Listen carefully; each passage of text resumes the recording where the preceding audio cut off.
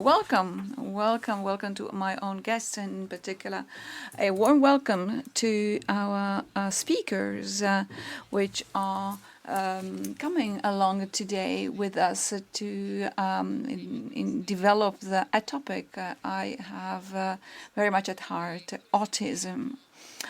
As we all know, this is the month for the awareness on on autism. And with Dr. Podja, we have talked, by the way, it was really pouring, raining cats and dogs. We were talking about this, and we had spotted this month to have this meeting to reflect together on the new scientific evidences in this field. Therefore, I am particularly honored to see here researchers and colleagues that will share with us the latest outcomes in this field. Today I will be very short because I do think that this is an extremely interesting opportunity to deepen, to develop the topic scientifically. So I really would like to just say two words on the role I have here within the Parliament. Well, not really as an MEP today, but I would say a pedagogist, because I always dealt with education for people with disabilities, and in particular about on autistic people. So I have this lens all the time while working, that is education. That means in particular to create all the frame so that these people can live a decent life with regardless of we're talking about family or professional context. That is why so we'll listen to many testimonies today. So we will talk about a need-based action, so really a customized assistance. And this is a new shift. This is really something which is really very interesting and new. Our speakers will speak in length today. So I'm not going to just add anything else. This is a very interesting day for all of us, and in fact, we have here experts from Israel, from US, from Netherlands, from Milan, Bicocca. This is certainly an extremely rich opportunity for all of us to grow, to have more scientific evidence, and also to reflect on this field. So thank you very much in advance for all your contributions that you will share today with us. I would like to also welcome Mrs. Berna, which is the Vice President of the European Parliament. She is with us. By the way, I would like to apologize also because she has come even before you had come. So thank you very much, because she has a very busy agenda. And so she is incredibly available, and this is really a lot. So she is the Vice President of the European Parliament. She has this topic very much at heart too, and in several occasions she is just coming with me and supporting me, and this is why I give the floor to her immediately. Thank you. I can I can express myself in Italian, right? Yeah. See, by the way, there is a simultaneous interpretation service available in English and in Italian. So Italian is on channel number 4 and English on number 2. Welcome to all and each of you, ladies and gentlemen. It's a honor for us to welcome and to host this kind of debate today. So so I would like to congratulate my colleague not only for this event, but also for her commitment within her mandate and within her life. The time and engagement she has for this topic in a pragmatic way. Because, sometimes European institutions look, like institutions full of people and discourses and speeches, but then in the end, in real life, they don't really serve the people's interests, which are, alone in their houses, in their context, to address very difficult problems in, as I said, their daily life. Today, I have the honor to be the Vice President of the European Parliament, which is an important role. And also in my private life, I have been the regional minister, well, not the regional minister, the local minister for housing and local problems of local people. And within that frame, I had the opportunity to somehow experience something which I brought here. So I really tried to create this bond between the civil society, the families, the people locally, the link between them and institutions, and namely what they can do for them. So I have experienced them. I remember during COVID time I was pregnant with my third daughter, and that was a quite complex step of my life, and I could understand now that I'm in the parliament. Not only we host events, we meet people, we involve various stakeholders, but at the same time we also try to translate all this in our daily institutional work, in our debates, in our fights. I even would say that we bring forward with courage and strength, because our purpose is to really translate concretely this into, for example, a new legislation, or also to become new resources to be offered to our local stakeholders. What is the European Union doing? You come also from academic experiences from various parts of the world and various fields, and I think that the LIFE project around not only the person that has a disability, and the disability we're talking about today is very complex, I would say, but we are also talking about the family of this person. So this person and his or her family. So we have a European strategy for disability on one side. We also have on the other side many various positions, and by the way, these positions can very much differ one another. And within our, I would say, the European Parliament, we try to translate all this into an example. And not later than yesterday, the groups of the high-level group on gender equality and disability, and as a Vice President of the Parliament, I am in there too. So because the Vice President has some groups where they are chair internally, so within the European Parliament itself. So there are people, of course, with disabilities that are engaged in the Parliament. Also, we have parents and families that are recruited within the Parliament to do this, to make their contribution.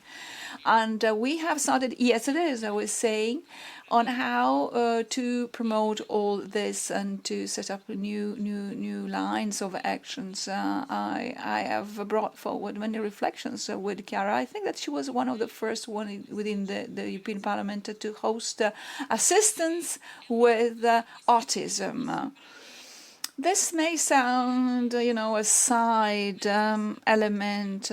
By contrast, this is an opportunity for them and for their families to be involved. Of course, there are different levels of this disability that is encountered, but they can make this experience. And yesterday I was speaking about this, saying that we can have people with a disability within our staff for a while, but there are also other disabilities that we need to take into account. So the experience that yesterday was proposed by the Parliament is this one: how to host, for example, people with the Down syndrome. So how to do that? Because this also is a possibility that we could offer. And autism, okay, I proposed it.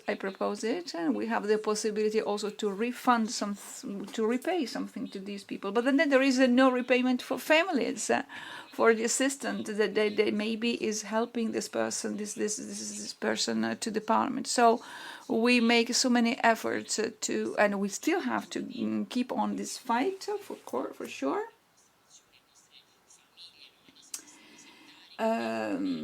So we of course have to do this, and this is not just the person with his or her problem, but also, so the disability is not the disability of the person, but it's the whole frame around. So there's so many issues, so many problems that need to be taken into account, so that the person can operate. So it's this person's health, but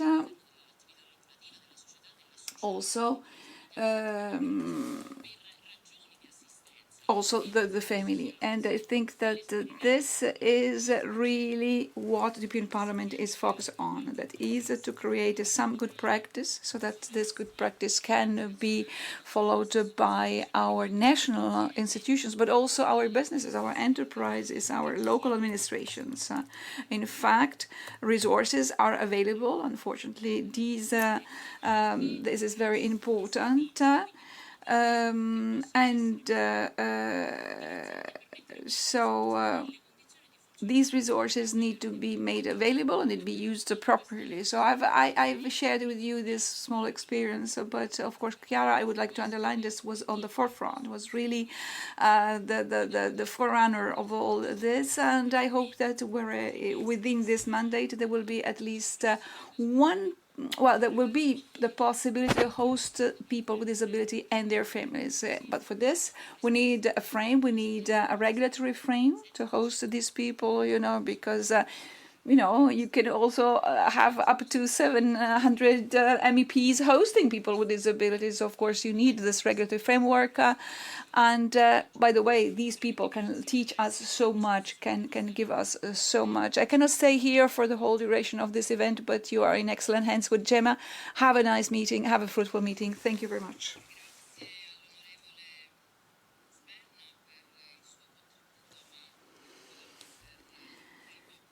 Thank you very much also for your own commitment and your efforts. I have been the very first MEP to do a trainee, to offer a trainee to people with disabilities, and I also would like to say that 3 of them, the last 3 I had, were autistic. The fact the working with them was very stimulating, was very interesting, and for my staff, that proved to be a concrete momentum of personal development. So let's keep on this fight. Let's keep on these efforts with you and with myself. I would like now to give the floor to Professor Dotta, which is connected remotely. By the way, I would like to apologize with him because of this delay. I know that she has been connected for a while, since 10:30 as planned. So I give the floor also to him, Professor Dotta from the Italian Research National Center. Please, the floor is yours. I would like to speak in English.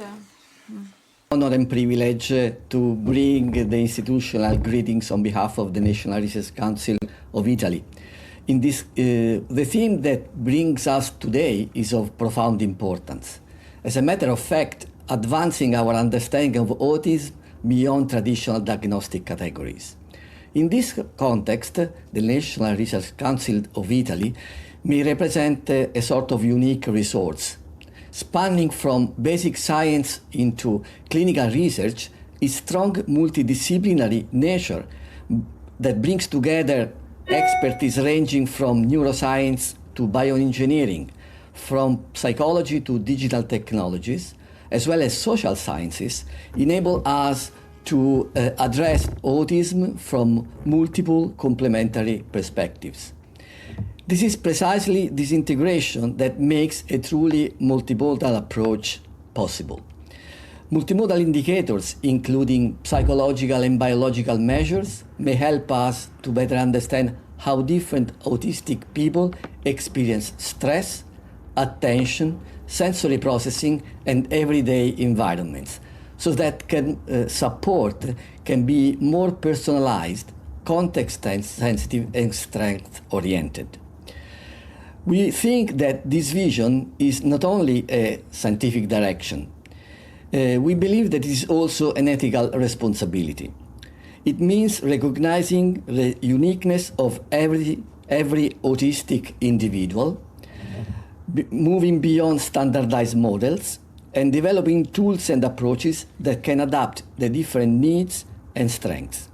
At National Research Council, we strongly believe that research must really translate into real-world impact. More intelligent technologies, more predictive models, more targeted interventions, and, above all, improved quality of life for individuals and their family.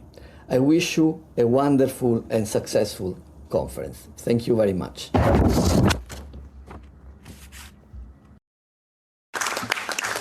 Grazie professore per il suo intervento, per aver...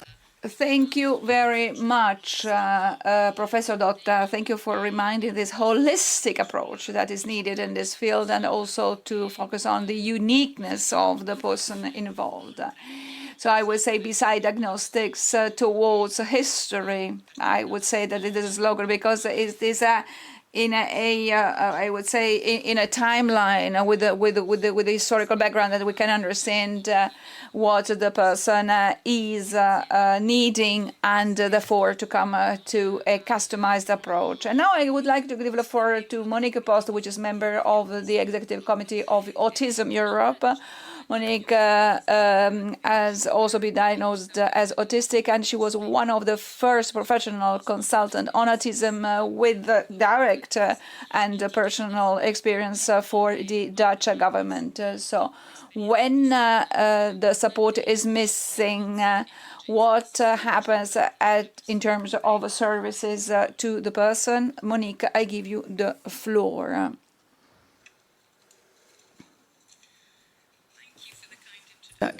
And I was very happy to have been asked to share a few words today that can help to place this seminar in the context of the heart. For the heart is most needed, I believe, when we are working in the field of caring. I've always believed that in order to be able to make an impact in the field of autism and disability rights, I would need to find the right words to not only touch a person's mind, but more importantly, to touch somebody's heart. This is where the sharing of lived experiences can be a great contribution to events, where policy and science may sometimes find it a small challenge to speak to the heart and soul of the people who we are trying to reach.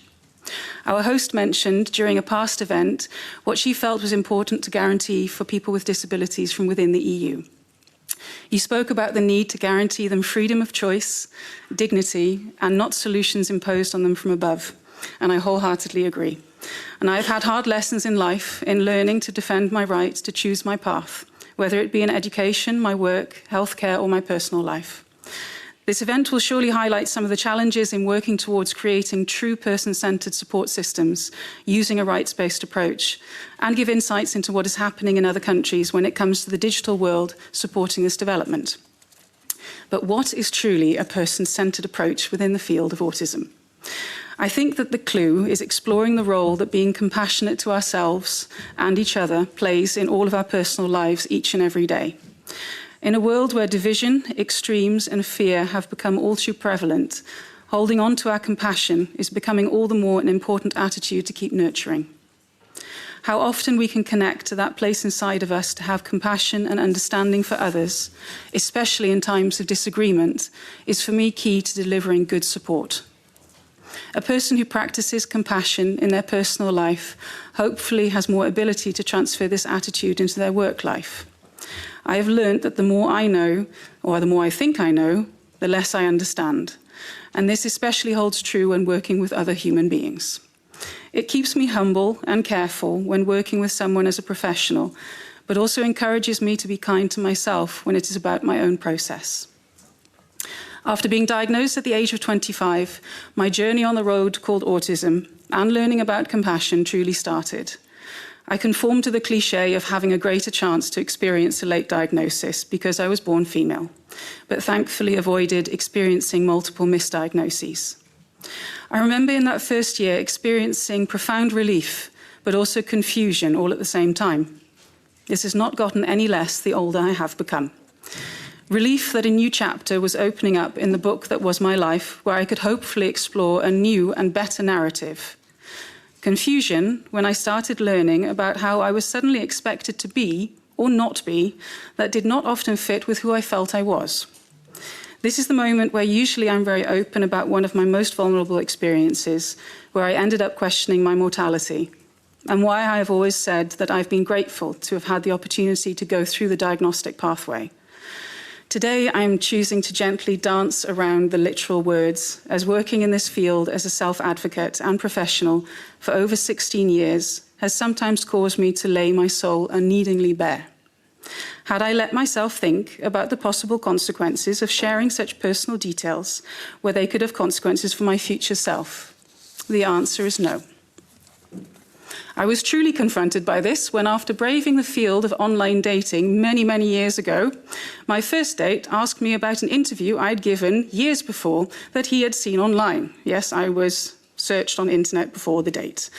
And so he knew about this difficult time from my past and also knew about my having a diagnosis. The first thought I had was this was going to be a great date. Thankfully, it was not a car crash, but it was a challenge. I had unwittingly taken away my choice of whether or when to share these personal details with someone. And this was not something I'd ever considered when I first started being open about my life experiences, or what we now call being an autism advocate. This is a gentle reminder that we must never forget what we are asking of people when lived experiences are encouraged or asked to be shared, especially within the world of autism, where someone could still very much be on a journey of self-development from a social and emotional developmental perspective. I wanted to share in order to try to help others not feel so alone and contribute in some way to the development of the field of autism as a woman. I was definitely younger in my social and emotional development than my physical age, something that for me shapes one of the ways that my natural development, or as we call it here, autism, has influenced my life. My diagnosis gave me the gift of a field of work that I had never considered and exposed me to situations where I had the opportunity to grow. Yet it also opened me up to the opinions of others, and sometimes this was not so pleasant. For some, I was not autistic enough because I could speak. For others, I was too autistic because of how precise I was in my work, my ethics, and need to understand. I was triggered to defend my existence as a woman on the spectrum, and yet also celebrated for being willing to share my lived experience. The irony of being supported in your strengths in one setting and criticised for those same strengths in another was not lost on me. And this has happened within the field of autism. I am not ashamed to admit that sometimes I have been thankful for not having had an early diagnosis because of what I have experienced as a professional working with growing, vulnerable young minds. Seeing the risk of conforming to what you are told is a part of you, instead of maybe having the freedom to explore yourself within the context of your unique development, has made me reflect. And yet I also understand that I can say this because the situation I grew up in was one where there was stability and space for my unique development, and that is absolutely not the case for everyone, though I wish it would be so. This leads me to highlight one of the difficult challenges in person-centered care that I've experienced. In order for someone to be able to truly support me in my development and work together with me, they need to get to know me first. You cannot do this in a short space of time, or with tricks we may have taught students studying to become support workers. You bring yourself into the dynamic when working with me, just as I bring myself and my vulnerability into the dynamic of asking for help. The systems that are created to decide how much care someone should receive should take this into account, yet I have experienced that this is sometimes not the case. To take the Netherlands as an example, goals are set, timelines are put down on paper, care packages are assigned to someone, reimbursement terms by insurance have already been decided before a person has even had a chance to start their journey of development. I always felt reduced to a series of problems in order to conform to the system put in place to decide if I still needed help. It is not an empowering process. Functioning within systems can sometimes be as frustrating as being trapped within a labyrinth for the people themselves and their families, but I think also for many professionals. This is why I made the conscious choice to employ experienced professionals who had chosen to work as freelancers so that they could facilitate themselves in providing support that was truly person-centred or Monique-centred. I have had 2 autism coaches since 2010, and the continuity in knowing me and my history over these past 26 years has been worth its weight in gold. I know of people who have had new care professionals each year who not felt the freedom to be able to say that they did not feel a click with someone who was assigned to be their support worker. This is for me the definition of solutions imposed by a system from above and a power dynamic that does not encourage feeling safe. Yet moving away from a one-size-fits-all approach means continuous self-development and critical self-reflection by each professional. Systems that give the flexibility and, in my opinion, ask for people who do not feel that this is just a job, but that it is their vocation. In the Netherlands, the right to have an individual care budget, which a person themselves is responsible for, has sadly been under pressure for many years, but I hope it will continue to exist, as I have found it to be innovative and truly person-centred. Who I am at 42 years old is a very different person to who I was at 25, thank goodness. I have had the opportunity to have so many amazing and poignant life experiences and have fought for my freedom to continually grow as a person. Some of the science has helped me in this journey. Some policies will have helped me, others have not. We can only know what we know at this moment in time and do the best with that knowledge, but we must also acknowledge, especially looking at the sometimes shockingly negative history of autism, that what we think we now know may not always be the best knowledge. This awareness can lead all of us to be humble in any statements made about what methods may work for autism in general, what digitally based ideas may help, and in learning to truly listen to the most vulnerable person within each dynamic. I ask for us to ground ourselves in humility and compassion, constantly reminding ourselves that when we are working within research, policies, or science that will affect those around us, we are working for our fellow human beings, who each have their own dreams, hopes, wishes, and passions. I have heard people in the past call autism a superpower, but having autism for me is not my superpower. Striving to be compassionate to ourselves and one another, that is a superpower and one that is much needed in the world today. Thank you for listening.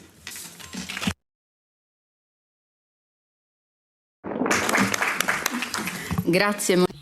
Thank you very much, Monique, for your testimonial, for your narrative approach to autism, and for restituting your own emotions linked to living with this condition. The heart dimension, the compassion dimension are certainly ingredients that are most necessary in order to be recognized in one's own uniqueness, which is one of our goals. I must apologize, but I will have to be more rigid in terms of time. You each have 7 minutes to speak because there are many of us who want to speak, so we will have to, unfortunately, limit speeches to those 7 minutes. I now give the floor to Mrs. Liliana Ruta, neuropsychiatrist at the Italian National Research Council.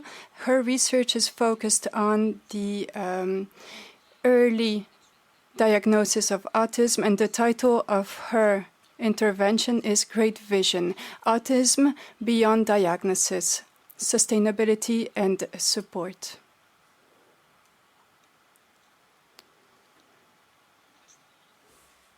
Thank Honourable Chiara Gemma for involving us in this shared moment of reflection on such a crucial topic. Today my aim is to offer a big picture framework, and in Europe we need a paradigm shift from systems mainly based on diagnosis towards systems that accounts needs support, that accounts rights and participation and implementation along lifespan. Why it matters and why it is urgent now. Because we are facing different pressures. Prevalence is increased over time. We know services are under pressure and support systems are struggling to meet growing demand. And we have to acknowledge that policy programs exist, but implementation is still fragmented and uneven. So there's a gap between what is needed and what the systems are currently able to provide. And if we look at the prevalence data, the World Health Organization suggests that about 3.5 million of people in the European Union may have an autism condition, may be autistic, and about 1.5 million have also co-occurring intellectual disability, requiring high level of support, fragmented pathways, communication participation barriers. And this population is unserved and unrepresented also in research. If we look at the picture of the prevalence data in Europe, we also see a variation in estimates across countries. It may be due partially to methodological differences, awareness and diagnosis pathways that are different across countries, or access to services and support that is different. We all agree that diagnosis is crucial.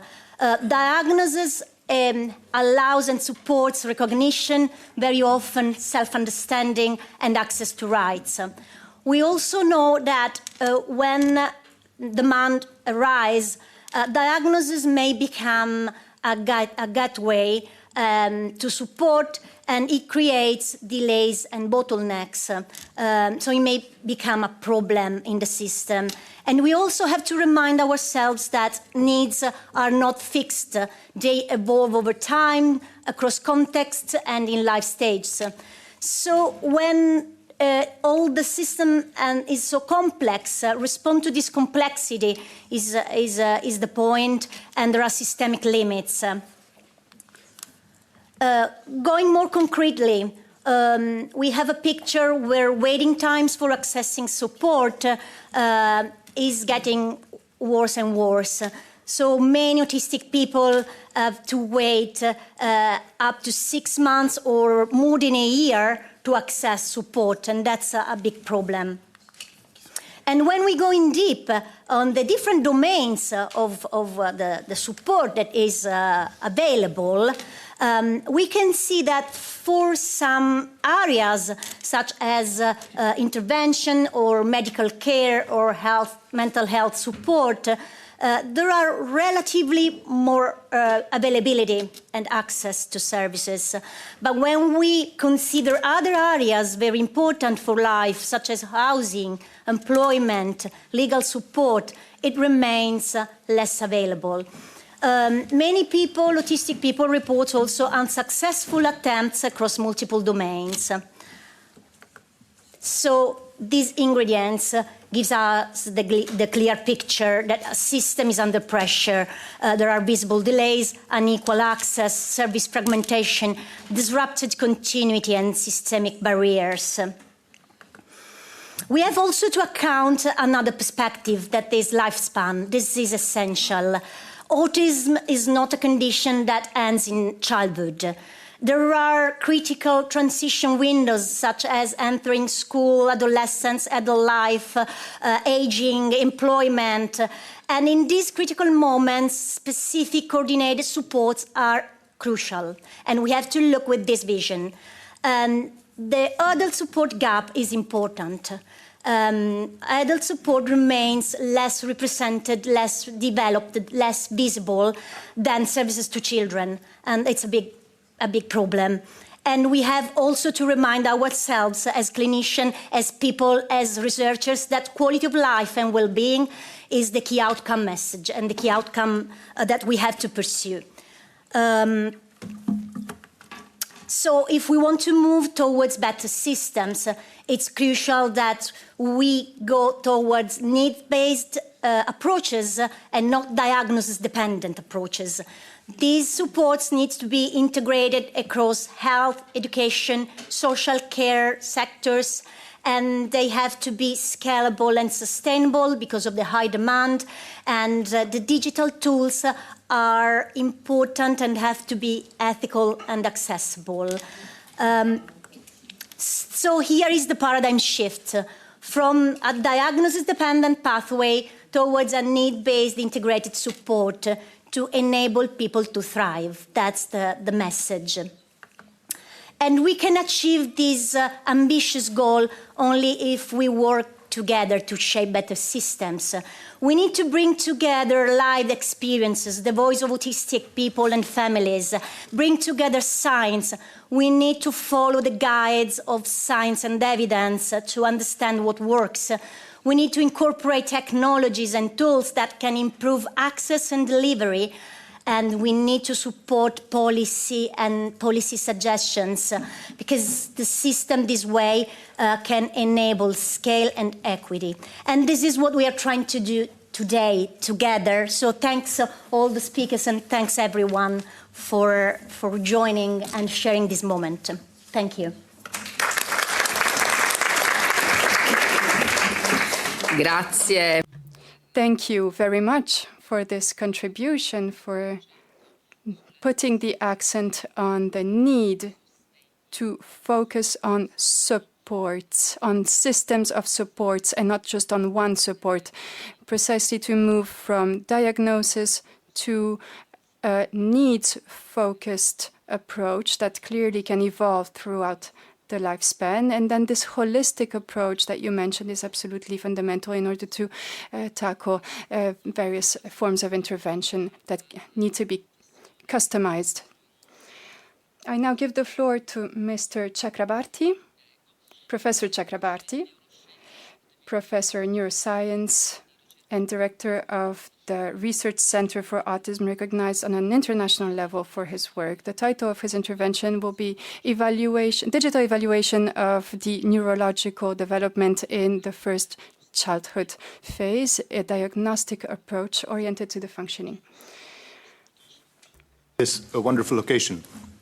So what I would like to follow up on the previous talk on is a couple of solutions that can be considered as potential ways, potential efforts that can help address this gap in providing the support to autistic individuals. Across Europe and many parts of the world, there is a definite gap in providing support to autistic individuals. But very often, the gap actually stems from the structure of the clinical care pathways. If you do not have a specialist clinical diagnosis, then you often do not qualify for the kind of support systems that are in place in the various health systems.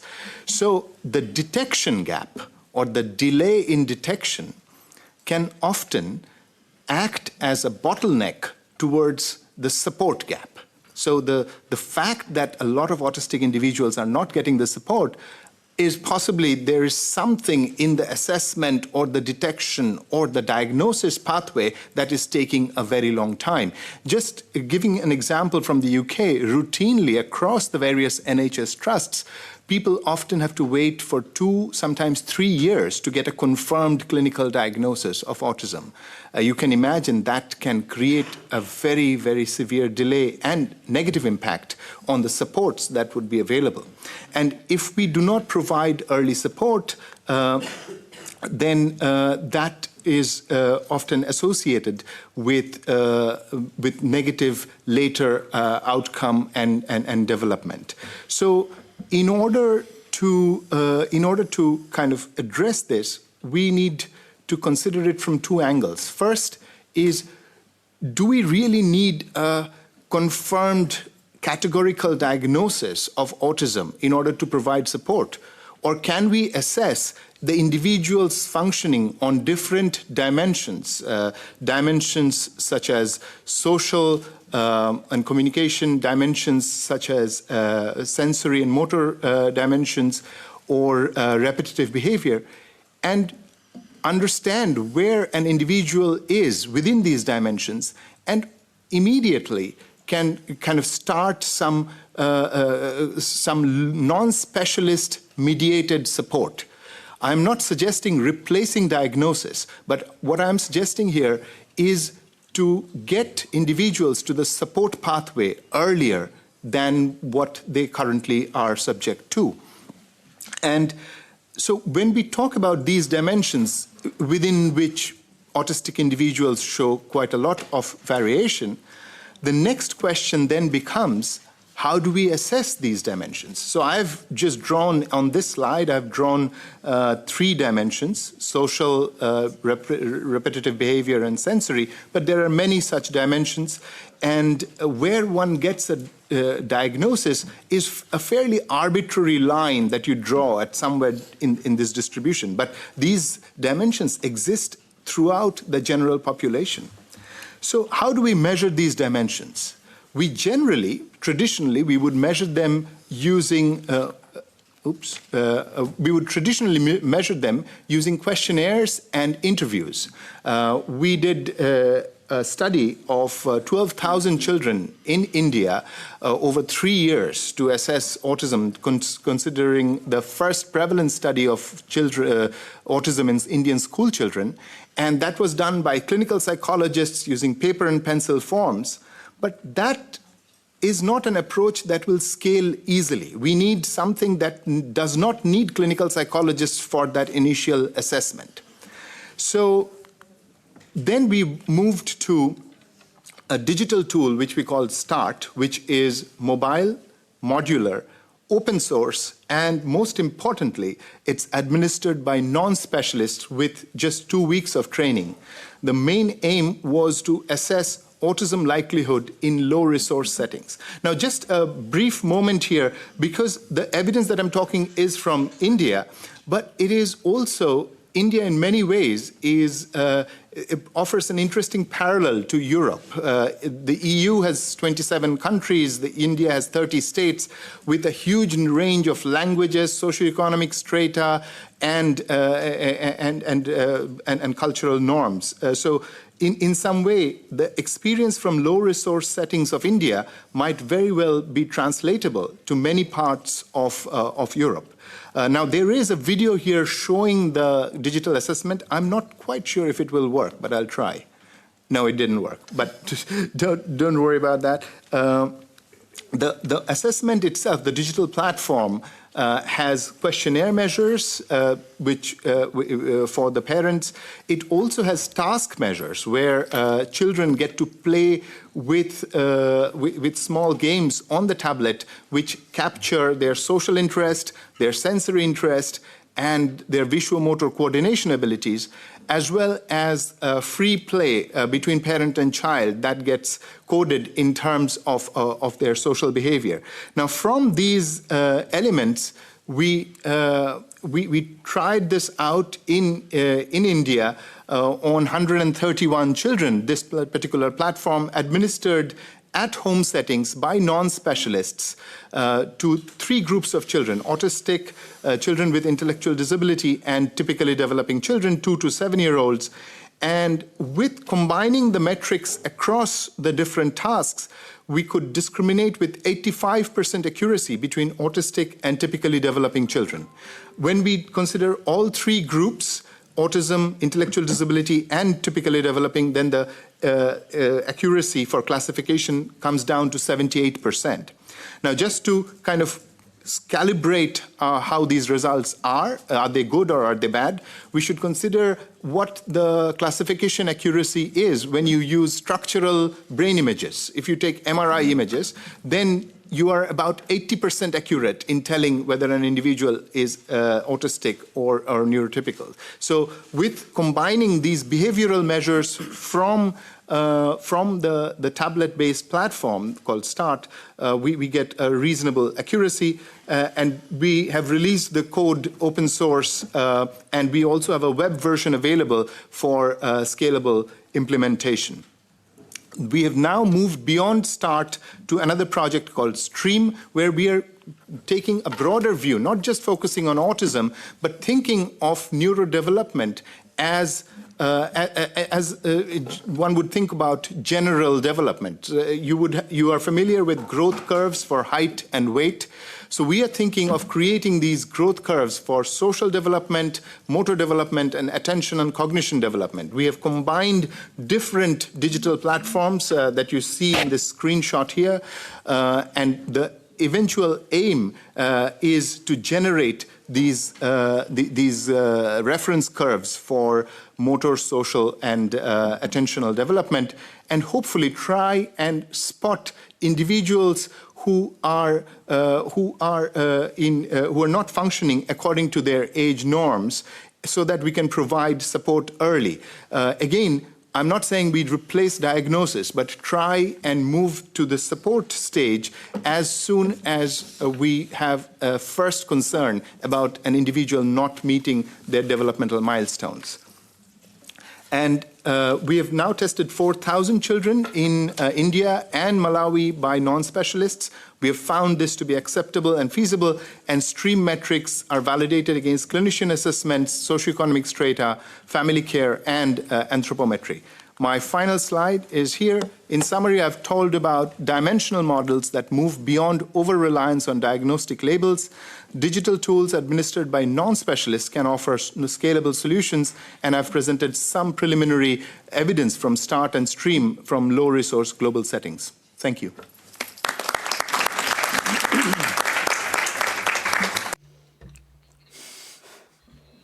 Thank you very much, dear colleague from the British University, for such significant contribution that makes available this research developed in India. It is particularly interesting precisely for the specificities with which it was conducted. Digital tools for sure represent the frontier at which to which we cannot ignore. From the university from the UK, we now move to a university in the Netherlands with Hilde Geerts. She works with a leader competence in autism in adults and aging people. The title of her intervention is Neurodivergency in Adults and Aging Individuals. The floor is yours. And I will shift gears a bit because I will move to old age. And I will focus on autistic adults when they grow older and why we actually need good access to diagnosis still, also at an old age, and why we need a broader view beyond the diagnosis. And I have actually only 2 take-home messages. It's really simple what I will tell you. So the first is that older autistic adults are often or undiagnosed, and diagnosis still matters at an old age. So some people think when people are really old, the diagnosis cannot be of any help anymore, and that's definitely not the case, and I will show you why. The second one is, even with a diagnosis, there is huge diversity, and I will give 3 examples to show actually this diversity among autistic adults. And therefore, as others also, I just echo my colleagues that support should not rely on diagnosis alone. But before I move to the people that are late diagnosed, of course there are different cohorts of people already that now are approaching old age. And old age care is not well suited yet for autistic older adults. People are not trained to work with older autistic adults. So people themselves, but also their family members, are worrying about what will happen when I'm no longer there, whether the support system is changing. So what do we need to do? So I'm now focusing on the late diagnosed, but the same problems are actually there for people that are early diagnosed, and there is nothing in place for them. So there is actually a really big hidden majority. Many people reach old age before autism is recognized. And in this graph, you see everyone in orange are the autistic people that are not diagnosed. And when you focus on the bottom half of this graph, then you have the slightly older people. And what you see is actually that 90% of the older autistic adults are misdiagnosed or undiagnosed. So 9 out of 10 do not have a diagnosis when they reach old age care. So What we see is that typical misdiagnoses are, for example, depression, chronic fatigue, personality disorders, but sometimes even dementia. And of course, when autistic older adults are invisible in our systems, no autism mentioned in their files, there will be no adapted care. Oh, it responded quicker than I wanted to. I had 3 examples to show you. The first one is actually that when we look in the Netherlands what people received for kind of care, the people had the same diagnosis, but there were large differences in the amount and type of care people received. So what we saw 5 different groups, but there was one group, the 28%, the green group, they didn't receive any care or counseling during 5 to 7 years, and 17% of them had severe mental health problems. And there was also a group that received a lot of care. 62% of them had mental health problems, and they got medication, counseling, and therapy. But we know from research that even though people, when they do receive a lot of care, they actually often do not receive the care they really want or need. So there is another gap. So the same diagnosis apparently in the Netherlands leads to really different care. And of course people differ in the care they need, but we need to know what are those differences. And there we didn't find many differences except for the number of co-occurring conditions people had, like mental health problems. So the second example is completely different. Here we had a huge group of autistic individuals, and we want to predict in the future how their well-being would be, how their mental health would develop, and also whether they would encounter cognitive problems in the future. And we actually discovered there were 2 groups. One did really well, the other had a lot of challenges. And the group that had a lot of challenges, what they had in common actually is that they didn't feel in control over their life. So they didn't have anything to do, and they felt that they were not sufficiently supported by their support network. So we have actually people with the same diagnosis, but with a really different outcome, and we could predict this to 2 to 5 years in the future. Now, shift gears again, a completely different example. Let's focus on cognition, where also Bishma was talking about. Because we did a large study and we could predict, based on people's cognitive performance only, about all kinds of different tasks, computerized tasks, whether someone was autistic or not. We had an accuracy of 82%, but as soon as we added just one questionnaire, we bumped it up to 93%. So apparently we can predict whether someone is autistic or not rather well with this kind of measures. However, when we zoom in, many of the participants and many of the autistic people do not have any cognitive problems whatsoever. So 80% of our group did not show any cognitive problems and 20% did. And this 20% probably has completely different kind of support needs. And we actually think that this is the group, because they had memory problems, might be at risk for developing dementia. Because the prevalence of dementia is much higher in autistic adults and also seems to start at a younger age. So, okay, again, the diagnosis is not enough. We need more than just the diagnosis. So that's why I have these 2 take-home messages. But of course, now you don't know what we need to do in the EU. So I have one more slide, so what I think that needs to happen. I think we need to make sure that also still the diagnosis is really available in old age. As people told me, their diagnosis was life-saving. Yesterday I had 2 other testimonies during another conference, and people said, without a diagnosis, you wouldn't have seen me anymore. It was really, really important for them. We need to train the professionals to recognize actually autism independent of age, and then do so in a neuroaffirmative way. Look at people's strengths, look at the empowerment, look at the autonomy. If we want to ensure that there is access to individual support needs, then of course we need more than the diagnosis. But what you see now, that policy is often focused on young adults, and old adults across Europe are actually often forgotten. So we are not well prepared, the professionals are not well prepared, and people are worried about this. And if you want to make an actual change, of course, the autistic older adults and the adults should be at the center of these changes, and also their families, because they know the manuals the best from themselves, for their family members. So then you can actually make sure that old age care is really focusing on what people really need. Thank you.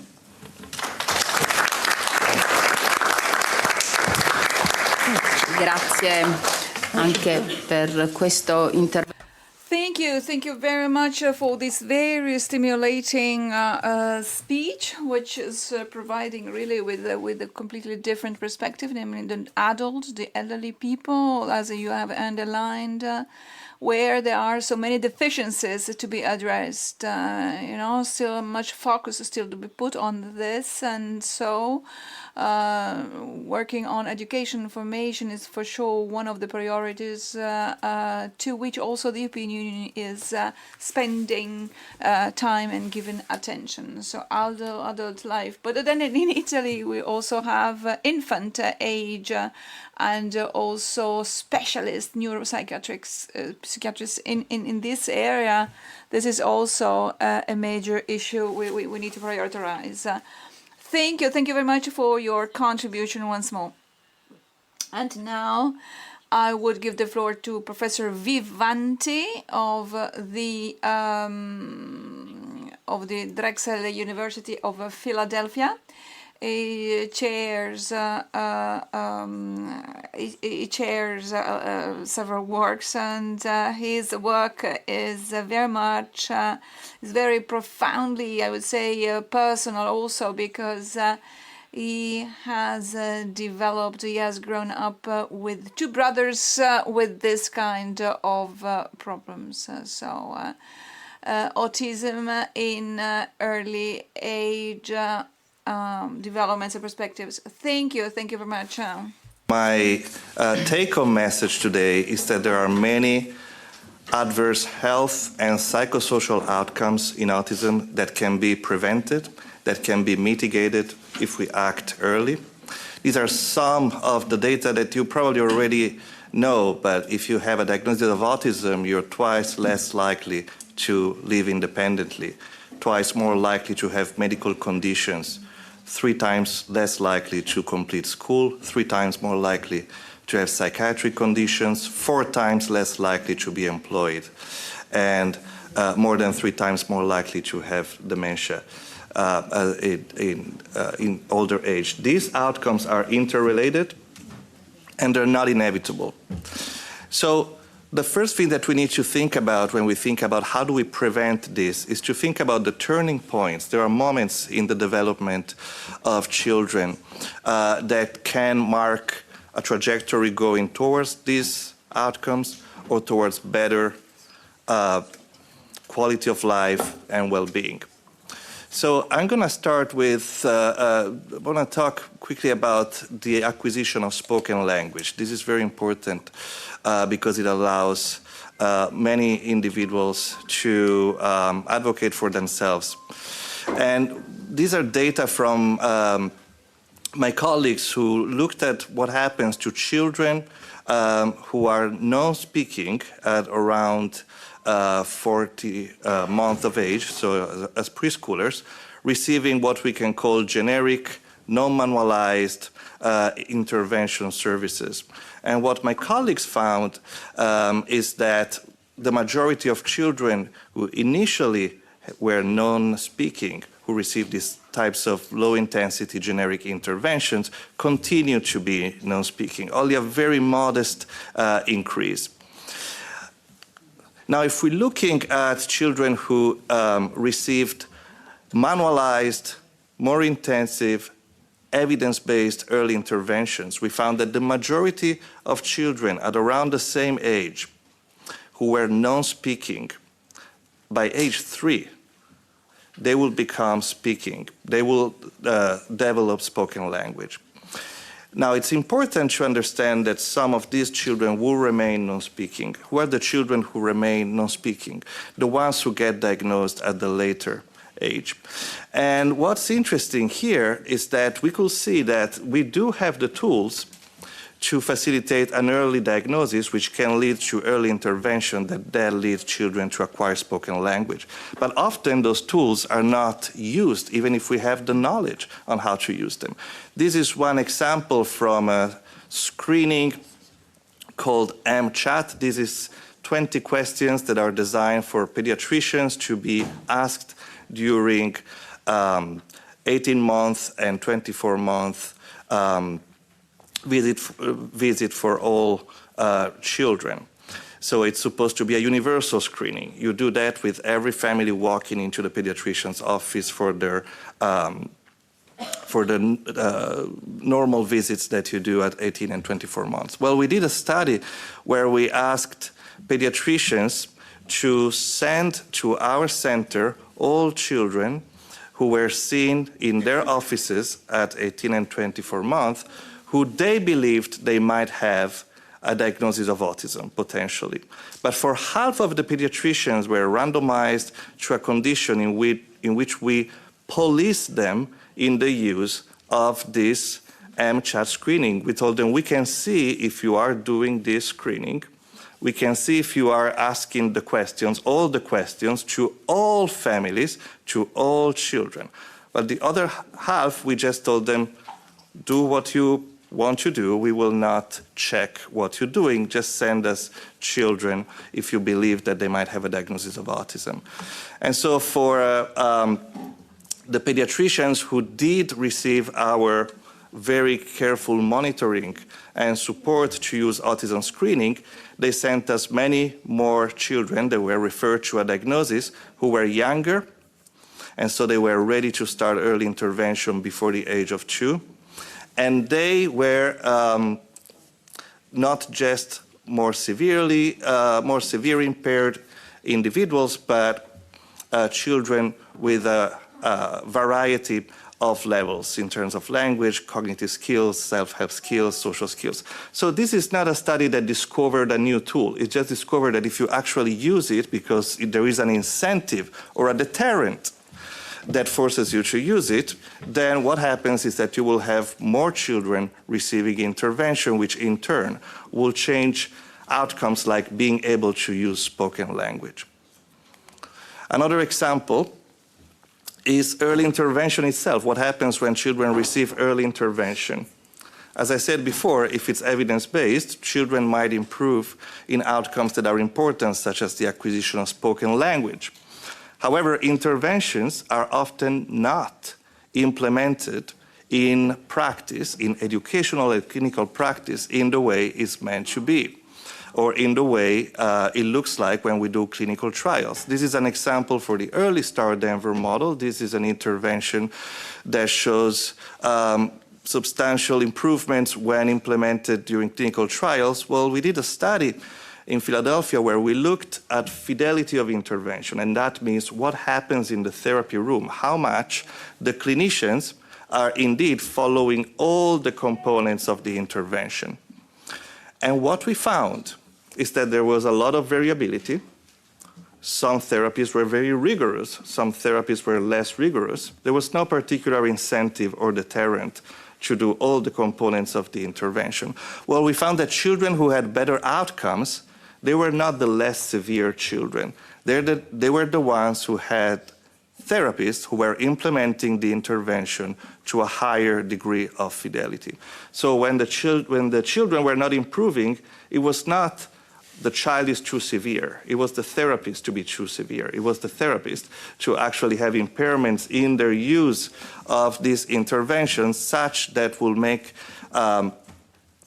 fidelity or rigor or the degree to which you were doing the intervention as intended was more important than the initial degree of severity for the child. So these are things that we can change, whether we implement tools, screening tools that already exist. They can improve, but if you use them, they're still going to be able to help a substantial amount of children. And same for early intervention. What's the point of creating new brand names, new interventions all the time, if then what happens in the therapy room is a diluted version of this intervention? And the same for services. There are services that already are in place, but they're not accessible, and I'm not going to talk too much about it because it's been already mentioned. So the knowledge on intervention and diagnosis is advancing at an unprecedented pace, but this knowledge does not translate into improved outcomes for all children on the autism spectrum. United States, 10 years ago, the average age of diagnosis was after age 4. Now, it's still after age 4. It didn't change at all, despite all the research in that. But most factors that contribute to positive outcomes and contribute to the negative outcomes that I talked about before are potentially modifiable. The age of diagnosis, the fidelity of implementation of interventions, these are two examples. So we need to not only study new tools and new interventions, but really focus on a science of using the knowledge that we already have to make sure that what happens in the community is preventing or mitigating all of these preventable outcomes that we talked about, and all children can have a healthy and happy life. Thank you.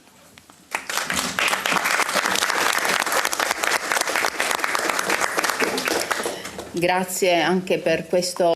Thank you. Thank you very much also for your contribution, so significant contribution that has focused on another topic in the dimension. So to be rigorous, to be accurate while implementing, while putting in place interventions that can make a difference, that can have an impact on whether you will have a positive or negative outcome. Speaking about early interventions, this is even more true because this is key for a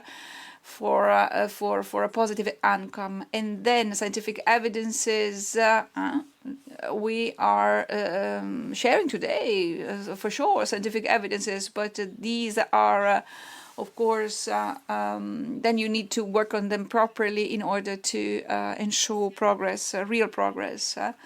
I would now give the floor to Miss Salomone. She is a developer of a specific program and she's very much engaged in strengthening the assistance to families at European and global level.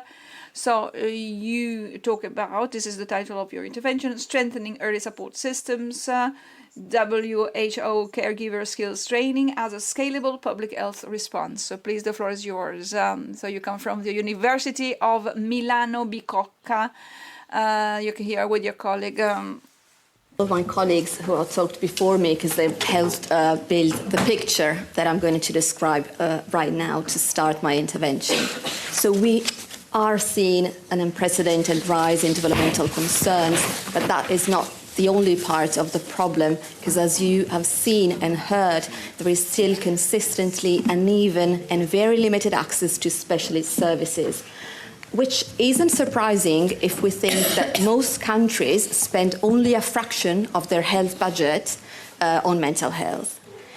And this leads to persistent inequities in access with profound consequences on the physical and mental health of children and young people with developmental disabilities, as you have heard from my colleague. So how can we sort of spin this equation and drive change, granting equity in access? The first step is to sustain, in terms of delivery methods, interventions that are scalable, family-centered, that are built on task-sharing models that can grant feasibility. And that these interventions should also be adaptable to context to ensure scalability. In terms of our target beneficiaries, as you have heard many times now, we need to shift to interventions that are needs-based. And this isn't only aligned with research highlighting overlapping difficulties across conditions, it also helps facilitating integration in care pathways. The WHO Caregiver Skills Training Program, or CST, meets all of these requirements and was in fact designed specifically to address these systemic gaps. It's an intervention that is evidence-informed, sorry, that went too quick, built on research and grounded in stakeholder input. It's designed to be feasible both in high and low income settings, and importantly, it's fully open access. It's designed to integrate easily within existing services and systems. It can be delivered by non-specialists, which is an important feature, as we have heard, with supervision, and it's adaptable to different cultural and linguistic contexts, so that makes it feasible to scale it up across systems. And finally, and importantly, a formal diagnosis is not required to access CST. In fact, it's built on a common elements approach that makes it suitable across conditions. It combines group sessions and home visits with some coaching component to empower caregivers and provide them with skills that they can use to build learning opportunities within everyday interactions. As you have seen from this very quick slide, materials are already available in multiple languages, which matches Europe's diversity, and it's an asset to support migrant families. And this is a product of the very extensive global field testing that over the years has built a community of practice of over 40 countries. Within these studies, we are seeing consistently indicators of high feasibility and acceptability. Families attend, providers are able to be trained to provide to high levels of fidelity, and it's generally acceptable both in high and in low income settings. It's been delivered by specialists in countries such as Italy or Hong Kong, but also by non-specialists in settings catering for caregivers with very low levels of literacy, such as in urban informal settlements in Kenya and India or in Ethiopia. It has been used with refugees, and it's been shown to be acceptable also when delivered in telehealth format, including our own recent mobile health application. In terms of clinical effectiveness, we are seeing improvements in caregiver skills, supporting the interaction, in caregiver well-being, in the quality of the interaction, and in child communication, as shown in our randomized control trial conducted in the Italian health system. And further evidence is coming from ongoing trials, including a very large clustered RCT in Ethiopia and Kenya. Finally, we are beginning to see early steps of these lessons being integrated into public health systems. So CST being adopted as part of public health care, starting from Italy and now being expanded to Brazil. And I will use the Italian case study to talk a little bit about the cascade training model of CST. With support and under the commission of the National Institute of Health, a public body under the Ministry of Health in Italy, we were able to train 20 master trainers in 9 regions, who then went on and trained 60 facilitators, reaching over 400 families. The interventions was found to be feasible, acceptable. 86% of facilitators thought it was performing better than existing available parent training methods in current systems. However, we found some variability across sites. And we took an implementation science approach to make sense of this and to understand how the intervention was used and adopted in practice, and how the cascade training model was adopted. So we applied an implementation science framework to identify factors shaping adoption of the model, and then we grouped them as enablers or barriers. Several determinants emerged, and the good news is that most factors were enablers, specifically those across sections such as the implementation itself, features of the workforce, and the training structure. Within the training structure, we did find some critical challenges, however, that were related to the added demands on the already very heavy workloads of health professionals. And we looked at the data and realized these elements were linked to variability across sites in terms of how systems were organized. Things like the degree of leadership engagement, for example, or availability of resources, or whether there were formal mechanisms for recognition of master trainers, such as protected time. So to make sense of this, and we sort of asked ourselves, is there a way in which challenges can be shifted into change by services? And we realized that the key levers were integrating or prioritizing the integration of CST within existing care pathways, strengthening partnerships and policies, which are the key elements to drive that tension for change that can promote adoption. So in sum, we are seeing CST as a feasible, acceptable intervention that is showing positive clinical outcomes across settings with strong implementation indicators. As we close, I want to bring the focus back to what this means for our families and systems across Europe. First of all, we need to embed open access, family-centered models such as CSD within existing public pathways. There's no point in building separate or different systems. We need to strengthen what we have with the goal in mind of prioritizing underserved families. Second, we need to invest in training models for the workforce that are actually scalable. Task sharing paired with supervision is one of the most powerful elements we have for capacity building. And finally, none of this happens in isolation. We absolutely need strong, supported cross-country collaboration. We need implementation research that can give us the information to know what works for whom and, importantly, under what system conditions. I want to thank you for your attention, the funders that have supported these studies, and our institutional partners at the WHO and the National Institute of Health. Thank you.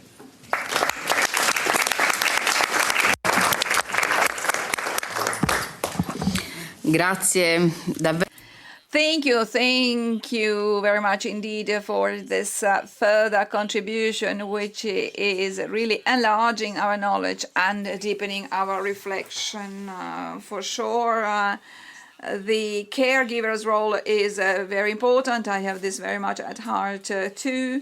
Here within the Committee for Social Affairs I am chairing. I deal with this straight myself because really it's very important that this profile is recognized from all points of view, and so what you have done in your group is very, very relevant and very important.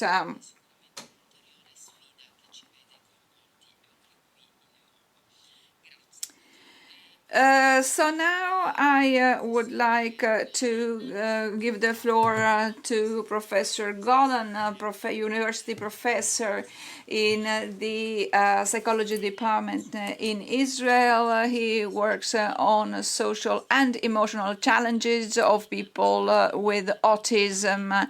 So let's reflect on how to mitigate these challenges with technologies. The title is Technology-Mediated Interventions in Autism, Opportunities, Evidence and Ethical Consideration. Professor Golan, the floor is yours. To just say that even though my talk is about... thank you. Hello everyone again. It's a pleasure to be here. I should say that even though this talk is about technology, I'm not, despite my father's wishes, I'm not a computer scientist myself, but rather a clinical psychologist. But over the years, I have had the pleasure of taking part in several different projects, or leading several different projects. One of them is actually with a European-funded project, the Multiplay project, with Autism Europe as partners. So it's lovely to bring it back home, in a sense. I will not go into detail on any of these. They are focusing on emotional recognition, on or emotional understanding, and the one on the right is actually a current one focusing on social skills for adults and on emotional regulation for children, and already involves AI. What I thought that we'll do is try and look, maybe give you an overall perspective on what we currently know about the use of technological solutions or support systems for autistic individuals. And the first question is perhaps why? Why should we talk about technology with regards to supporting autistic individuals? And the first answer for this is motivation. So we know that autistic individuals are drawn to technological systems. They are structured, they have order, they are predictable, they offer repetition, and they're also very importantly aligned with their interests. So if I'm interested in a specific topic that I have nobody in my class interested in, and I could find it online and maybe also find friends who would be sharing this interest with me, even if they live on the other end of the globe. And there has been a suggestion of many years ago by an autistic guy that I've met who said, you know, that the internet is actually an autistic plot to take over the world. But seriously, it is the creation of the autistic community, I think, is definitely owed to the internet. So this is one reason why they would it would be relevant for them. So that's the motivation part. They are drawn to it and interested in it. But in addition, it allows them, due to their systemizing skills, their interest in detail, in how systems work, technology also brings out their own skill. And this, by the way, is a Minecraft image created by a 4-year-old autistic child that I just picked off the internet. There are different examples that you can find of creations by autistic individuals at different ages and levels of adaptive functioning. And with the rising prevalence and the shortage of services, we often get to see more innovation in that sense.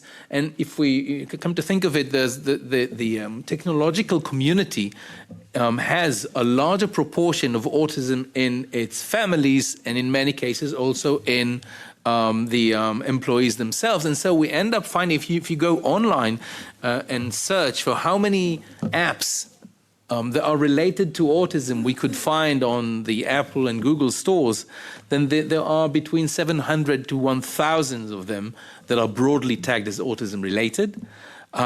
Between 150 and 350 are rigorously designed specifically for the needs of autistic individuals. So that's still a large proportion. And for a parent or for an adult or for a teenager on the spectrum, if I wanted to choose something, how would I know what's right? And that always brings the last question, and that's, okay, but what about validation? So what do we know that is actually working? There's such a variety, a wide variety. What is actually efficacious, what is going to do you good, and what is either a waste of time, a waste of money, or may even be hazardous.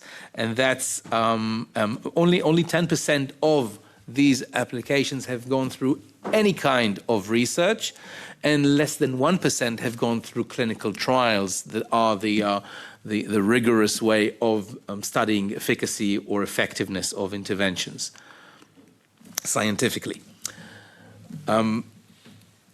Here we go. Okay, so when we think about technology in autism interventions, there are different kinds of uses for it.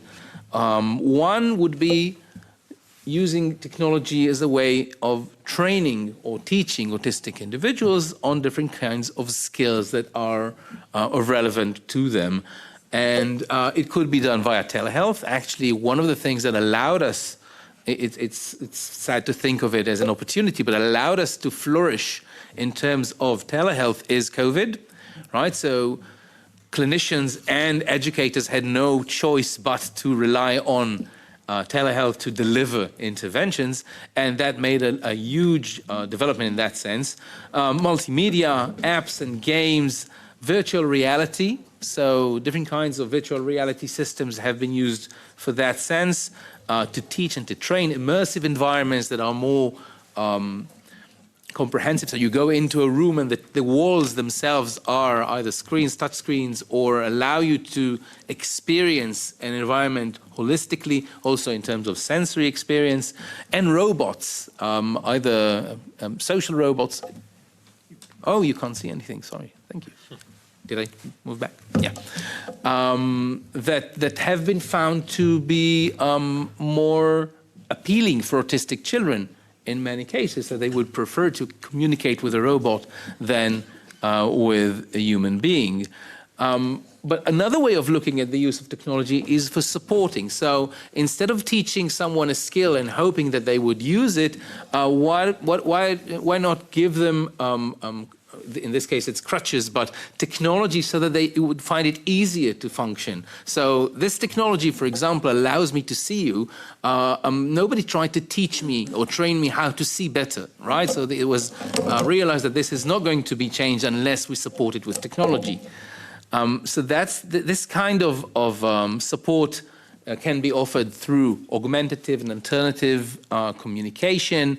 We know that these are systems that allow minimally verbal individuals to express themselves. Now we actually have some examples of autistic people typing, and again, the platforms have improved, allowing them to express themselves even through eye tracking.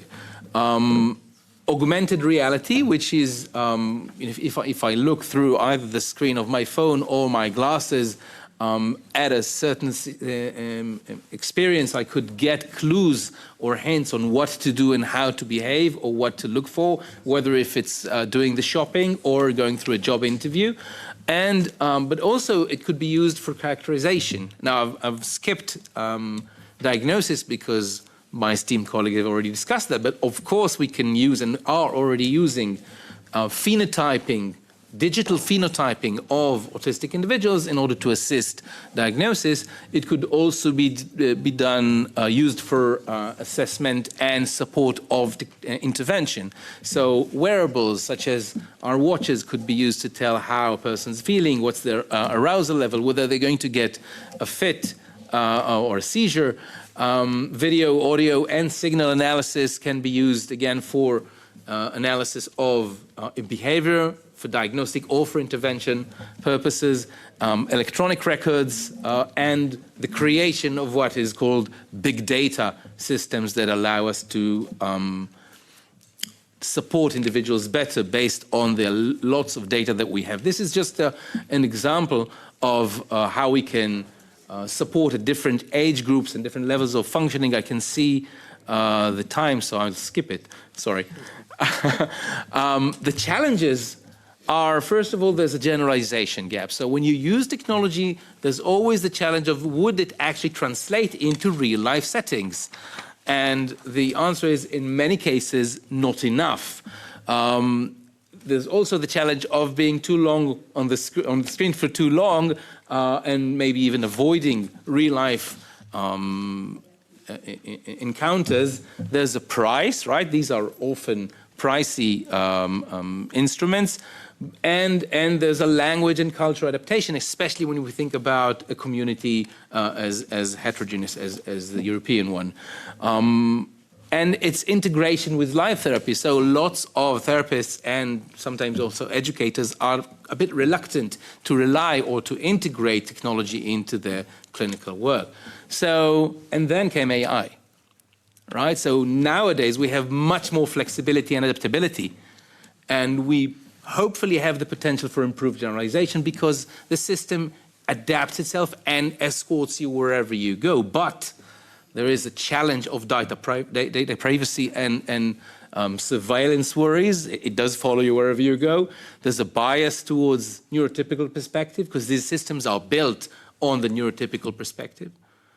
There is a challenge of potential addiction, and there are already some sad anecdotes of autistic individuals who have been either addicted or swayed through the systems to harm themselves, and it may go rogue without human supervision. So these are developing systems. Even the developers don't understand what they're doing sometimes, right? So, especially not therapists. So the way forward for us is to obviously involve the community in research, design, and implementation of these systems, rely on the clinical research data to allow personalization, and have international collaborations for cross-cultural data collection, because we need to make big data big, but we have to include ethics specialists in addition to technologists. It's not enough to rely on technology, and to have stronger ties with clinicians and educators so that these things can not only be created but also well disseminated. Thank you.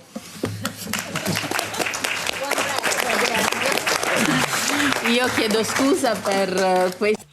I must apologize for such constraints of time, I'm very sorry, but we unfortunately must abandon the room very soon. Thank you very much for this contribution regarding the technological challenges that await us and also the artificial intelligence, which is another reason to think about it. I now give the floor to Adam Harris from Autism Europe, founded in 2014. Based on his own personal growth experience in Ireland, the title of his intervention will be Autistic Perspectives on Diagnosis, Support and Technology. How can we make a significant change? Thank you. And it's great to be here today and to have an opportunity to participate in such an important discussion during World Autism Month. I'm here today representing Autism Europe, and I'm also the founder and chief executive of As I Am, Ireland's autism charity, a disabled persons organisation seeking to advance a vision in which every autistic person is accepted as they are, equal, valued and respected. I think we come to the conversation today at a time of great change, and we've seen great change within the autism community before.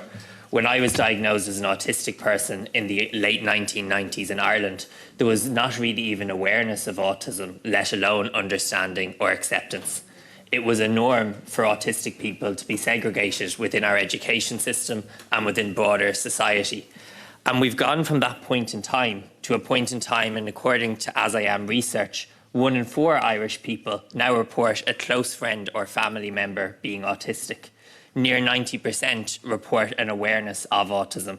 And I imagine those statistics are the same right across very many European countries. And while in the one sense we've made such progress in terms of awareness, we need to challenge ourselves not to presume that we will continue to move forward indefinitely. We need to recognise that awareness is a starting point to acceptance and to action, but indeed also that we are living through a time in which a growth of misinformation has returned to this discussion. And whilst the sources of misinformation are many, what all have in common is the exclusion of autistic voices and lived experience. We are going through a great time of change when it comes to the autism community, and these changes by choice, but often with or without our choice, will dictate the future of the autistic community. As I've mentioned, the rise of misinformation around autism, shifting demographics within our community, both relating to the number of people accessing diagnosis, when people in the life cycle access diagnosis, but also the ageing process taking place in our community, pushing our discussion of autism beyond the school gate and beyond children's services into every aspect of our societies. We also see opportunities with new technology emerging that has been and can be highly supportive to our community, but also poses risks and challenges which we must identify, name and plan for. We are also having this discussion at a time in which we await the European Commission's communication on the next set of actions for the EU disability strategy. And it's of critical importance that those actions are informed by the submission made by Autism Europe, but by the very clear recommendations made by the UN Committee on the Rights of Persons with Disabilities, which show very clearly, I think, that there should not be a tension between taking a needs-based approach to how we plan for a resource and meet the rights of disabled people, but also how we affirm and recognise the need for specific and targeted approaches to meet the needs of autistic people, and indeed continuing to place a value on autism diagnosis as a whole. In moving forward, I think it's important that we also recognise the past harms done to the autism community. Indeed, these past harms in many respects give us direction on the future we must take. When we look at the reality of institutionalisation, restraint, misdiagnosis, medicalisation, behaviour-based approaches, the impact that that has had on the quality of life of autistic people, the health and well-being of autistic people, and indeed the human rights of our community. Recognising that harm and resourcing the response to those who have experienced such harm is critical in how we move forward. I think it's important to recognise at present that when we seek to meet the needs of autistic people, it is not just a case of funding or resourcing or implementing disability services, but there is a real need to challenge ourselves around how we autism-proof our society and ensure mainstream public services are accessible to the needs of autistic people, including mainstream health services. In achieving this, legislation, strategy and resources are all important, but we can only truly make the transformation we need to see take place if we also follow through in terms of seeing a cultural shift within our societies. At present, I believe there's something of a dichotomy in attitudes and action when it comes to autism acceptance in our society. And to evidence this, to mark World Autism Month, my organisation just recently conducted a poll of a representative sample of 1,000 Irish adults. As I've alluded to, very high levels of awareness, but also a real appetite to be inclusive. Very, very clear support for more investment and more action by governments locally, nationally and at the European level to deliver for autistic people. But very often where the barriers exist is when we ask others in society to adapt to meet autistic people halfway, whether that's adaptations in social situations, in the world of work, in our education system or in healthcare systems. A growth in awareness of autism has brought us to a point in time where we've seen in a very short period of time a transformation of awareness levels of autism within our society, but we have equated inclusion with access to buildings as opposed to a recognition of how services are designed, implemented and co-created. In speaking in this regard, I think it's of particular importance to recognise that the future will only be successful in meeting the needs of autistic people, in creating public systems that can respond to the demand for services for autistic people, if those services are co-created with autistic people, both as service users and indeed as service providers. But also critically, if autistic people and our organisations are resourced to be involved in the governance and oversight of such change and reform. And that is why it is critical at the European level that greater resources are given to our organisations for us to fully participate at the table.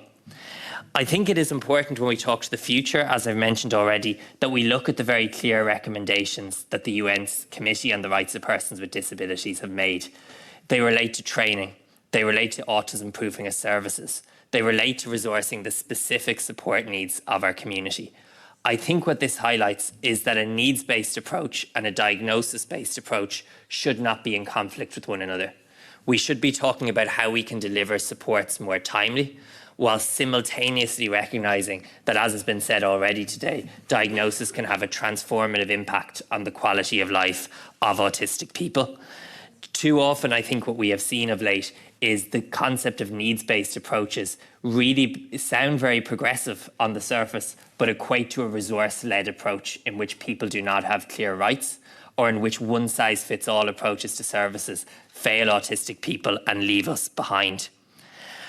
I think it is really important that we recognise the demographic shift that is taking place within our community. And unfortunately, in societies across Europe, this demographic shift is not being seen as an opportunity, but very often is leading misinformation about our community to be spread, and for failures in public policy and public investment to be placed on our community, particularly on autistic people who are seeking access to supports. And this misinformation has real-world consequences, leading to a growth in stigma and masking. In also a time of change, it's worth acknowledging the opportunities that are ahead of us. This includes enhanced accessibility, particularly through technology, the ability of technological spaces to provide community and connection, as has already been raised today, the opportunity for technology to enable us to have more targeted and personalised responses to autistic people and truly have a more needs-based response to those needs. Technology can also provide opportunities for increased autonomy and independence, and most importantly, perhaps of all, for the voices of autistic people to be heard through AAC and high-tech AAC. But it is important within this change that governance is central. That is why Autism Europe has proposed the establishment of an EU accessibility agency, and it's clear that ethics must be part of the discussion of all new technologies and approaches moving forward. In conclusion, I think it is critically important in seeking to respond to the demographic challenges that we face, that we do not confuse that with devaluing autism diagnosis or autism-specific supports. there needs to be a recognition that across the European Union, we continue to see people with invisible disabilities disadvantaged, particularly when travelling and exercising European Union rights. And that is why it is really important that there is a greater harmonisation of rights on an EU level, and that the European Parliament and Commission deliver on a European-wide autism strategy within the competencies of the EU. Thank you.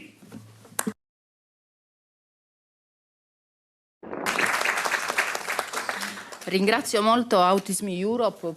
Thank you very much, Autism Europe, for the contributions provided.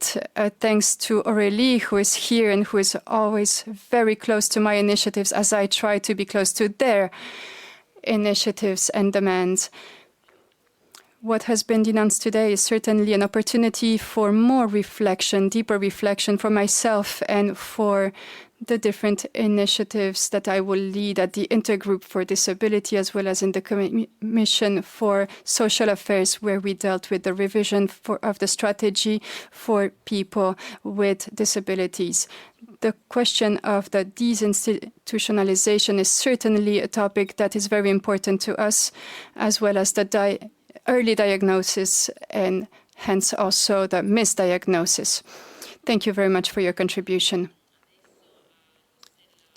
I now go to Rossella Luca from the National Research Council of Italy for the biomedical research, and her research aims at better understand paths of personal individual development and personalized support. The title of her intervention is to understand individual paths, multimodal approaches and personalized approach beyond diagnosis. Thank you very much, MEP. The opportunity of being here today. So we are very close to the end, so I will go straight to the focus of my talk. So we already know autism through the lens of neurodiversity. So we know that there are differences in perception, in attention, regulation. We know that this is natural and this is also valuable. So this is not what I'm gonna talk you today. So, but, okay, sorry, yeah, okay. So what is missing at this point is, despite increases awareness about autistic distress, this is missing this is still recognized too late. So what happens is that autistic distress usually refers to prolonged exposure to something that becomes unsustainable for a person. So supports tend to arrive late, frequently is reactive. So why does not arrive before? So why we cannot prevent this? And this is a serious problem for rights and also for policy, because delayed in recognition creates long-term personal, social, and also economic costs. So the question is, why prevention is so rare? Why also beyond diagnosis? Diagnosis is important. We have said that today. We know that it's important for recognition, to access to services, but alone it cannot respond to this question. So it cannot tell when demands become harmful. The supports that is needed is also context dependent. It can change. It can change during the lifespan. It can change according to the context. So the support that is needed is dynamic, and diagnosis alone cannot capture this temporal dimension. So here there is a conceptual shift in biomedical science. I'm a biomedical scientist, so rather than asking now what causes autism, we are now shifting to more useful question, let's say, like how does this person function in everyday environment? And this is a conceptual shift that is very important, because instead of focusing something that is stable, we know the stress and capacity are states that are not fixed traits, that they do change over the time.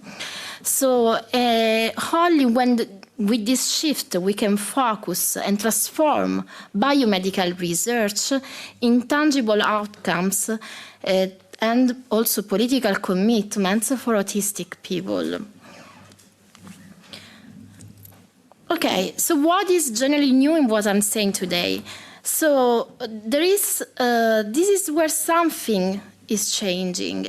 So harmful states emerge largely before visible breakdown. So I don't want to say how to identify breakdown, this we already know. What we don't know is that there are early signals that we can recognize. And all these signals are very important and they come from different indicators, not only one indicator. And only combining signals, this enables the early detection of early signals for breakdown. Okay, so the approach we use is a multimodal approach. What does multimodal mean? It does not mean that we have more data to analyze, but it means that we have multiple perspectives. We have the personal perspective, we have the observational, we have also physiological data. And all this data put together give us some information that needs also a collaborative interpretation. So none of these indicators can stand alone. We need all of them, all these indicators. And this gives also a new role to physiology, because instead of focusing on defining people or rank people, what physiology does is giving information on everything that is changing during the time. This is that is changing according to the environment. So to give an idea, there are some signals that can be adaptive and can be also harmful depending on the context. So this is not something that is fixed, it's something that is adaptable, that does change. And with this data come from physiology, we can provide evidence also that the environment harms and that this is not a personal deficit. So we can, this way, go from data to action using this multimodal approach. So when harmful states can be detected early, supports can come preventive, and instead of being crisis-driven. And this requires systems that are, of course, flexible, and the responsibility shift from individuals have to cope to having to adapt. So these multimodal indicators are all very important, including also physiological data. They identify these harmful states early enough. And this enables the prevention of avoidable harm by adapting the environment and not the people. This is the crucial point. So the evidence are now emerging. Okay, the evidence are now emerging. This is the time that prevention becomes possible. And this is possible thanks to the synergy that we see also today.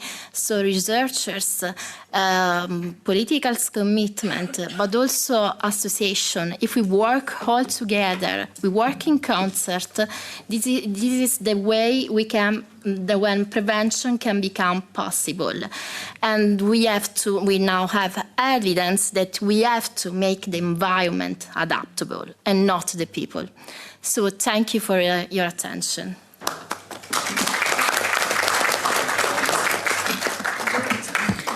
Grazie. Thank you. Thank you for respecting the allotted time as well. You've been very punctual. Everything's perfect. And here too, it is an invitation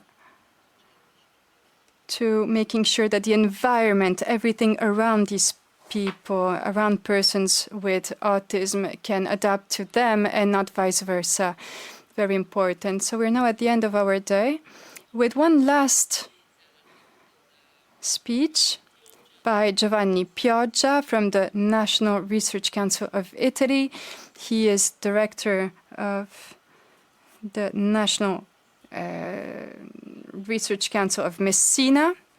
He works at the intersection between bioengineering, artificial intelligence, robotics, and I thank him for giving us the opportunity to listen to such an interesting and highly scientific panel. I think it is not easy to put around one table people with such high profiles. So I truly thank Giovanni for this opportunity that you gave me and this opportunity that I was able to give my visitors to be able to listen to everything that has been said here today in terms of the latest scientific findings on this topic. We will come out of this room today much enriched, and I'm very grateful for that. I give you now the floor for your speech, from evidence to implementation, and how digital technologies can help us develop scalable solutions adapted to the needs of people. Thank you for this opportunity that you are giving us, because our presence here is thanks to you. You have promoted this event and you gathered this first idea that we shared at the beginning of this event. So I would like to thank also all your collaborators, Mrs. Ruta, with whom we organized this event, and all of the speakers that participated with much enthusiasm to this event, precisely to give an important signal, the attention to this topic, which is a topic of research for us, but truly it is a topic of attention for the community as a whole that needs to be treated with the right scientific rigor, but also with the right attention to the person and the right inclusion. To the focus, because we have the timeline. We have just 5 minutes, so I will focus what is possible. We have to study and to think together how to implement really from evidence. From evidence. Today we discussed, we have the opportunity to face the issue, the need-based approach. We have to face the scientific evidence. But how is possible to translate this digital technologies and others in a real system? Okay, what is the real bottleneck? Okay, maybe one of the bottlenecks is the delayed access to support. So the problem is the autism support system are under pressure and across the country. Come? Oh, sorry for this. Sorry for this. And so the problem that the autism support system are under pressure. Okay, across country, we need also together. Today we discussed about the need to have a cross-cultural contribution. What does it mean? That delays are not only clinical, but there is structural difficulties. We can face it in Italy, but the problem is across Europe. But what is changing right now? More people are seeking assessment and support. So research and clinical support, okay, we can go toward this. But support still too often depends on diagnosis alone. Today also we discussed about this issue. And needs but vary across childhood, adulthood, aging, and so in all the span of life. So the question is not longer only who gets the diagnosis, but the question is who gets support, when and how and on what basis. So this is very important. So what does the evidence say now? Support must be still early. We discussed it with several parts of it. Early support is very, very important, but must be continuous and lifelong for all the period of life. So this is very important. So and more the support that must to be fitted to the person and within the context. The context in Italy or in the south of Italy or in the north of Europe is totally different. So the support must be continuous over time. It must to include caregiver, family involvement, school. And so it's a sort of hybrid pathway across services. It's a very complex issue. It's not so, the other colleague discussed about this, how this Europe are facing this problem. But what remains weak at this now, from our point of view as a National Council of Research? The adult post-diagnostic support, this is missing, especially in Italy. Our pathway for their later life support pathway is very weak in this moment. And then a continuity across the transition, as our colleague Lena Ruta discussed. So the transition is very difficult, especially in our country. Moreover, scalability is not enough, and support must be continuous, context-sensitive, and lifelong. So, but how digital technology can help, actually? Digital technology, okay, we all the day we use digital technologies.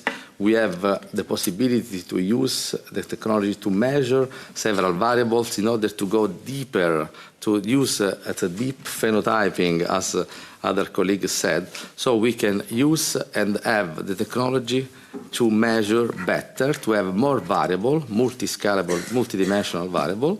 And then we can also use technology for a remote follow-up, for example. We can measure remotely. We can discuss, as we are making today. We can connect people all over the world and monitoring over time. We can measure behavior, physiology, interaction, context. And then we can use technology as discussed as wearable, robotics, virtual reality support. And in the last years, also artificial intelligence system that can then help to have a whole measurement of the context. So this technology can help really to have a better matching between profile, setting, support intensity. So, but what the technology should not do? Replace human relationship. So it's very, I'm an engineer, bioengineer, so for me it's very important that the technology can be a support for the people to measure, to help measure, but they not have to replace human relationship. And moreover, there is not a solution that one size fits all model, I would say. There is not this possibility. And then the technology must operate inside the care and the care, not outside. So it's very, very important. So a digital tool should augment human support and not replace it. Okay? For this reason, it's very important to have a whole vision of the system that we are working together, not only at CNR, but all together with the several researchers that are here at this moment, to have a vision that can help a deep phenotyping measurement through technology, and then add variables as a digital observatory that can help to have the information about the person, the context, and so on, in order to reach a model, a biopsychosocial model of a spam all the time, lifetime, that can really help through the health system, but also the social educative system and the community services. For this reason, a responsible roadmap for Europe, just to discuss, is a support, a triage that support the really need, not just the label or the diagnostic. So we go towards beyond the diagnosis, to build a model that are hybrid, that use technology to measure, follow up, and to help the decision support. Co-design with autistic people. This is very important. Today we had the possibility to face this issue. So it's very important to co-design the system with autistic people and families. This is very important. Obviously, we have to ensure privacy, accessibility, ethical. Because today we didn't discuss about these issues, but it's very important to cover this issue. And then the plan, a model that across the whole life, including adulthood, aging, and the after us model. So the goal is not more technology, because we have it actually, but it's a personalized, timely, and sustainable support for all the span of life. Thank you.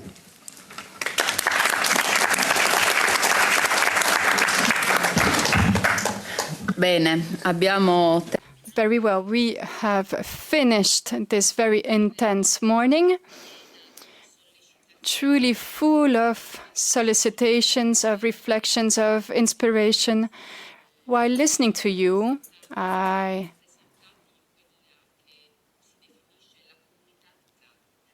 represented you in what we define as the practice community. where the accent is put precisely on this possibility to have an active exchange between the best practices, the best research, and this morning it is precisely what we were able to see.